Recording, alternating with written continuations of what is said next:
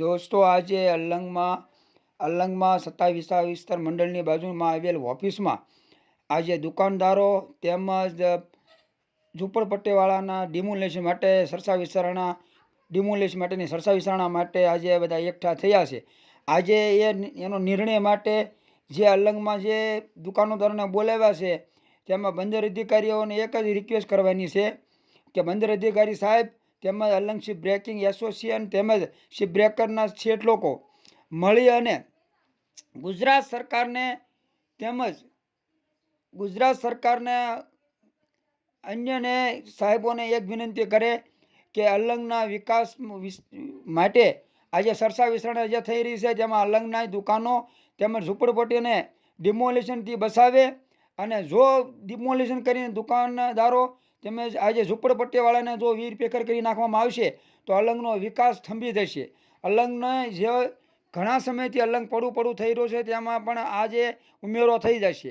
જે રીતે આંબો તેમજ વૃક્ષ વાવવા મોટો થઈ જાય અને એના થળિયા તમે એનો મૂળ જેમ તોડી નાખે અને જે રીતે કરમાઈ જાય એવી રીતે અલંગ આજે મોટો વૃક્ષ થઈને ઊભો રહી ગયો છે. જો અલંગ આજે એ થાંભલામાંથી એને ઝૂડ મુકળમાંથી જો એનો સ્તંભ તોડી નાખવામાં આવશે તો આજે અલંગનો વિકાસ થતો અટકી જાય, અલંગ આખું વીરપેકર થઈ જશે. માટે અલંગમાં જે કામગીરી ચાલી રહ્યું છે અત્યારે પરપ્રાંતીય મજૂરો તેમજ આ દુકાનદારોને લીધે ચાલી રહ્યો છે. જો આ દુકાનો હટાવી લેવામાં આવશે, ઝૂંપડપટ્ટી કાઢી નાખવામાં આવશે, પરપ્રાંતીય મજૂરો ચાલ્યા જશે તો અલંગનો વિનાશ થઈ જશે. અલંગમાં કાંઈ પણ બચશે નહીં. અલંગ ફરીથી જંગલ વિસ્તાર બની જાય. માટે અલંગમાં આ ઝૂંપડપટ્ટી છે એ જગ્યા ઉપર વ્યવસ્થિત ફોલ્ડિંગ દુકાનો બનાવી દો, ફોલ્ડિંગ ઝૂંપડપટ્ટી બનાવી દો અને આ લોકોને પરપ્રાંતીય મજૂરોને ફરી અહીંયા રહેવા માટેની સુવિધા કરી દો.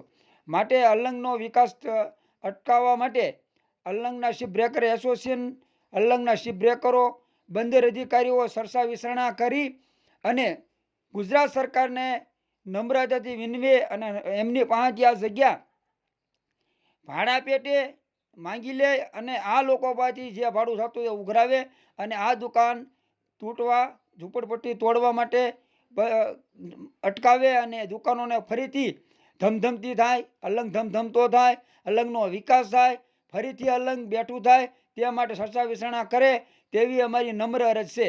બંદર અધિકારીને આ નમ્રતાથી અમે જણાવીએ છીએ કે સાહેબ આપ ખુદ આપનો નિર્ણય લો. આ દુકાનદારો તરફથી, ઝૂંપડપટ્ટીના પરપ્રાંતીય મજૂરો તરફથી, પરપ્રાંતીય મજૂરો તેમના રાજ્યમાંથી